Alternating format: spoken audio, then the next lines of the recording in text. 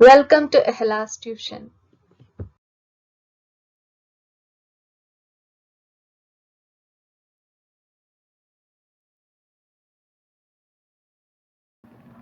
Social സയൻസിലെ ആദ്യത്തെ ചാപ്റ്ററാണ് revolution that influence the world.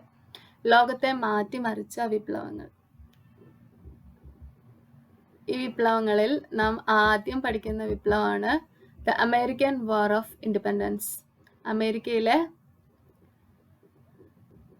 American war of independence. No taxation without representation. This was a slogan that thundered along different parts of North America in second half of the 18th century. 18th സെഞ്ച്വറിൻ്റെ പകുതി കാലഘട്ടത്തിൽ അമേരിക്കയിൽ മുഴുവൻ കേട്ട ഒരു സ്ലോഗനാണ് no taxation without representation എന്നത്. No taxation without representation means representation ഇല്ലാതെ നാം ടാക്സ് കൊടുക്കുകയില്ല, അങ്ങനെയാണ് പറഞ്ഞത്. What did people demand through this slogan framed by James Otis. James Otis ആണ് ഇങ്ങനൊരു സ്ലോഗൻ ഉണ്ടാക്കിയ വ്യക്തി. ഈ ഒരു സ്ലോഗൻ തന്നെ നമുക്ക് മനസ്സിലാവും അമേരിക്കയിലുള്ള ടാക്സ് കൊടുക്കുന്ന ജനങ്ങൾക്ക് അവിടെ ഒരു റെപ്രസെൻറ്റേഷൻ നൽകിയിരുന്നില്ല എന്ന് തന്നെ. This slogan was raised by the people of America as part of powerful agitation. ഈ അവിടെയുള്ള ഇൻഡിപെൻഡൻസിൻ്റെ ഭാഗമായി ഉണ്ടായ ശക്തമായ ഒരു സമരത്തിൻ്റെ ഭാഗമായി ഉണ്ടായൊരു സ്ലോഗനാണിതെന്ന് നമുക്ക് മനസ്സിലാവും. Let us discuss the circumstance that led to the agitation. From the 16th century onwards, the European began to migrate to North America. 16ാം century കാലഘട്ടത്തിൽ തന്നെ യൂറോപ്പിലുള്ള ആൾക്കാർ അമേരിക്കയിലേക്ക് മൈഗ്രേറ്റ് ചെയ്തിരുന്നു, കുടിയേറി പാർത്തിരുന്നു. The major aim of migration was to exploit the resources. എല്ലാവരുടെയും ഉദ്ദേശം പോലെ തന്നെ യൂറോപ്യൻ അമേരിക്കയിലേക്ക് മൈഗ്രേറ്റ് ചെയ്തത് അവിടെയുള്ള റിസോഴ്സസ്, അവിടെയുള്ള സമ്പത്ത് കണ്ടിട്ടായിരുന്നു. ബൈ ദ 18th സെഞ്ച്വറി ആയ കാലഘട്ടത്തിൽ England had established 13 colonies in the eastern coast of North America. 18ാം നൂറ്റാണ്ടായപ്പോഴത്തേക്കും ഇംഗ്ലണ്ട് അവിടെ 13 കോളനികൾ നിർമ്മിച്ചിരുന്നു. ഈ മാപ്പിൽ നോക്കിയാൽ നമുക്ക് ആ കോളനികളുടെ പേര് മനസ്സിലാവും. New Hampshire, Massachusetts, Rhode of Island, Connecticut, New Jersey, Delaware, Maryland, Virginia, North Carolina, South Carolina, Georgia. ഇതൊക്കെയായിരുന്നു 13 colonies.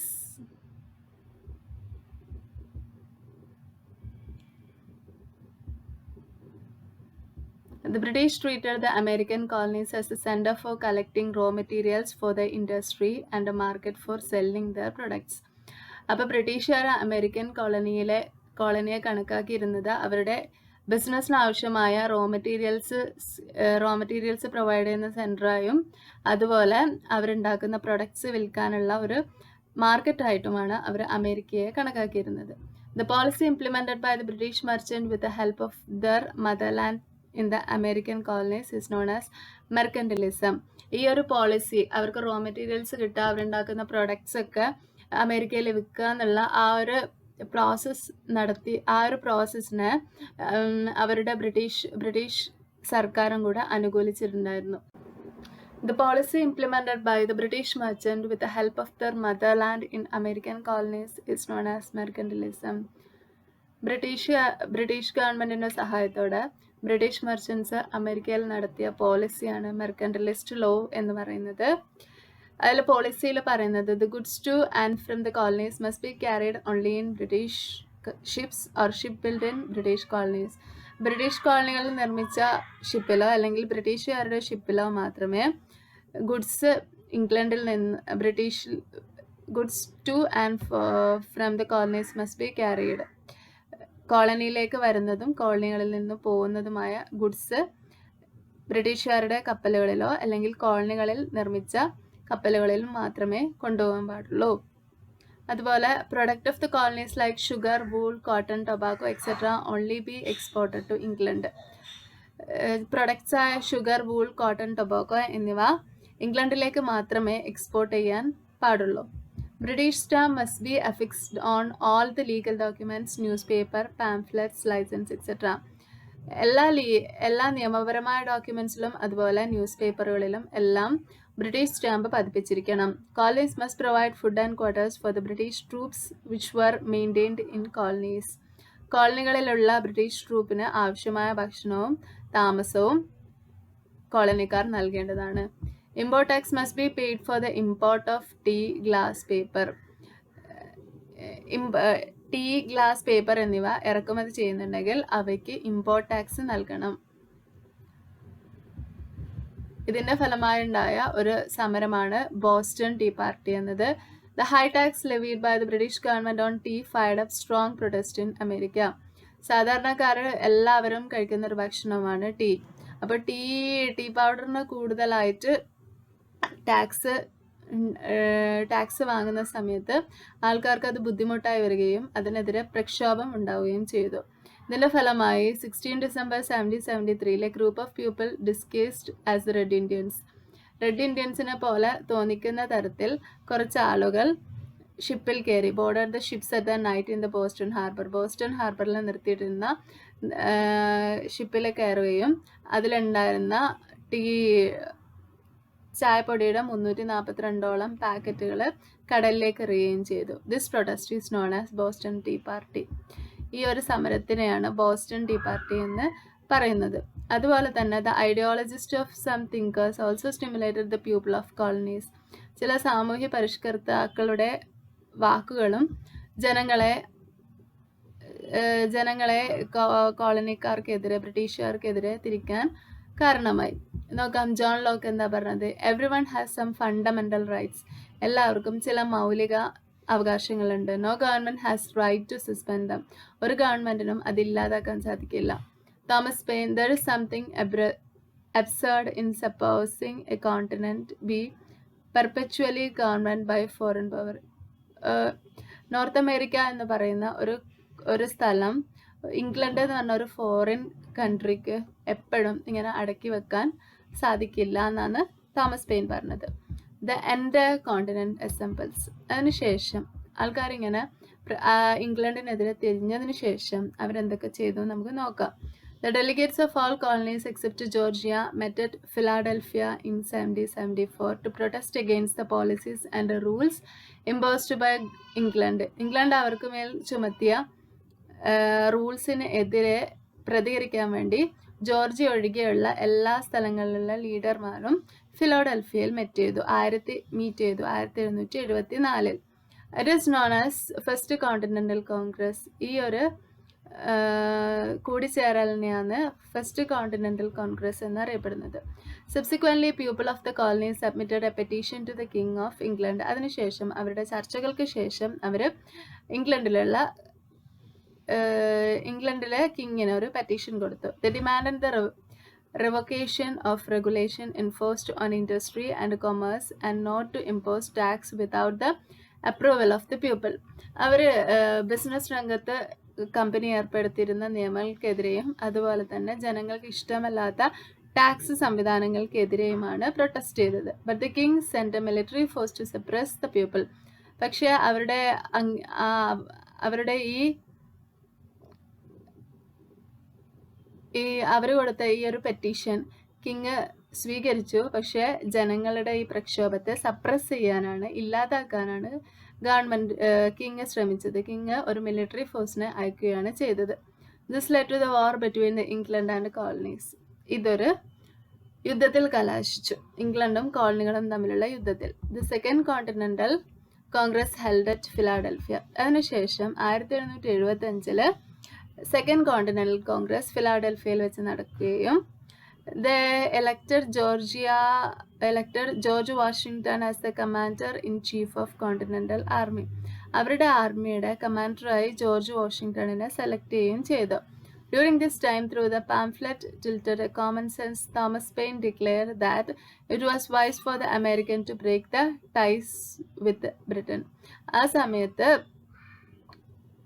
തോമസ് പെയിൻ പറഞ്ഞു, നമുക്ക് ഏറ്റവും നല്ലത്, അമേരിക്കയ്ക്ക് ഏറ്റവും നല്ലത് ബ്രിട്ടീഷുകാരുള്ള ഈ ടൈ നമ്മൾ ബ്രേക്ക് ചെയ്യുക എന്നുള്ളതാണ്. ബ്രിട്ടീഷുകാരോട് ബ്രിട്ടീഷുകാരുടെ അടിമത്തിൽ നിന്ന് നമ്മൾ മോചിപ്പിക്കുക എന്നതാണ് നമുക്ക് ഏറ്റവും നല്ലത് എന്ന് അദ്ദേഹം പറഞ്ഞു. തോമസ് പെയിൻ പറഞ്ഞു. The American continental Congress issued the famous declaration of independence on 4th July 1776. അതിനുശേഷം 4th July 1776 അവർ നമ്മൾ സ്വതന്ത്രരായി എന്ന് പ്രഖ്യാപിച്ചു. The declaration was prepared by Thomas Jefferson and Benjamin Franklin. ഈ ഡിക്ലറേഷൻ ഉണ്ടാക്കിയത് തോമസ് ജെഫേഴ്സൺ, ബെഞ്ചമിൻ ഫ്രാങ്ക്ലിനാണ്. An extract from it is given. അതിൻ്റെ ഒരു എക്സ്ട്രാക്ട് ഇവിടെ കൊടുത്തിട്ടുണ്ട്. We hold this truth to be self evident that all mens are created equal, that they are endowed by their creator with certain unalienable rights, that among these are life, liberty and pursuit of the happiness. ഇതാണ് അവിടെ അതിൻ്റെ ഒരു ഭാഗം ഇവിടെ കൊടുത്തിട്ടുള്ളത്. Regarding human rights and freedom, what can all can you find in this declaration? നമുക്ക് എന്താ മനസ്സിലാവുന്നത്? all are equal, everyone has certain rights. എല്ലാവരും ഒരുപോലെയാണ്, എല്ലാവർക്കും ഒരുപോലെ അവകാശങ്ങളുണ്ട്. ആരുടെയും അടിമകളായി ആരും ജീവിക്കേണ്ട കാര്യമൊന്നുമില്ല. എല്ലാവർക്കും ഫ്രീഡം ഉണ്ട്. ബിസിനസ് ചെയ്യാനും സ്വത്തവകാശം എല്ലാവർക്കും ഉണ്ട്. ഒരാളെ എപ്പോഴും അടിച്ചമർത്തി കുറേ കാലം ആർക്കും ജീവിക്കാൻ കഴിയില്ല തുടങ്ങിയ കാര്യങ്ങൾ നമുക്കിതിൽ നിന്ന് മനസ്സിലാവും.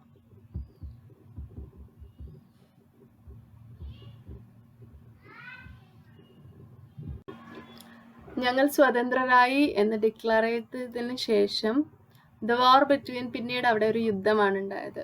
ആരൊക്കെ തമ്മിൽ? The war between the England and the colonies in North America. കോളനികളും ഇംഗ്ലണ്ടും തമ്മിൽ യുദ്ധമുണ്ടായി. That begins with the declaration of freedom. ഞങ്ങൾ സ്വതന്ത്രരായി എന്ന് ഡിക്ലെയർ ചെയ്തതിന് ശേഷമാണ് ഈ യുദ്ധമുണ്ടായത്. Ended in 1781. സ്വതന്ത്രരായി എന്ന് ഡിക്ലെയർ ചെയ്ത വർഷം 1776 ഈ ഒരു ഡിക്ലറേഷൻ നടന്നത്. അതിനുശേഷം ബ്രിട്ടീഷുകാരും കോളനികളും തമ്മിൽ യുദ്ധമുണ്ടായി. 1781 വരെ യുദ്ധം നടന്നു. According to treaty of Paris in 1783, 1783 treaty of Paris ഉടമ്പടി പ്രകാരം England ratified the freedom of 13 colonies. England 13 കോളനികൾക്കും ഫ്രീഡം കൊടുത്തു. The Constitution Convention held at Philadelphia under the leadership of James Madison framed the American Constitution. അതിനുശേഷം James Madison American ഭരണഘടന ഉണ്ടാക്കി. George Washington became the first president of United States of America. United States of അമേരിക്കയുടെ ആദ്യത്തെ പ്രസിഡന്റായി George വാഷിംഗ്ടണിനെ നിയമിച്ചു. Formed in accordance with the new constitution. American War of Independence transformed the system existed there. It greatly influenced the later history of the world in different ways. അമേരിക്കയിൽ ഇതുവരെ ഉണ്ടായ ഒരു സിസ്റ്റത്തിൽ മാറ്റമുണ്ടാക്കിയത് American war of independence ആണ്. എത്രയോ വർഷങ്ങളായി തുടർന്നുകൊണ്ടിരുന്ന ആ ഒരു സിസ്റ്റത്തിൽ ജനങ്ങളുടെ വിപ്ലവാത്മകമായ പ്രതികരണത്തിലൂടെ മാറ്റമുണ്ടായി. എല്ലാവർക്കും അവിടെ അമേരിക്കയിൽ ഉണ്ടായിരുന്ന എല്ലാ കോളനികൾക്കും ഫ്രീഡം ലഭിച്ചു. അതിനുശേഷം ലോകത്തെ മുഴുവൻ ഈ ഒരു വിപ്ലവം ഇൻഫ്ലുവൻസ് ചെയ്തു. Greatly influence the later history of the world in different ways. പിന്നീട് കണ്ട ചരിത്രത്തിൽ ഈ ഒരു വിപ്ലവം ഒരുപാട് മാറ്റങ്ങൾ ഉണ്ടാക്കിയിട്ടുണ്ട്. നമുക്കിനി അടുത്ത ഭാഗങ്ങളിലൂടെ അത് പഠിക്കാം. Thanks for watching. Please like and subscribe.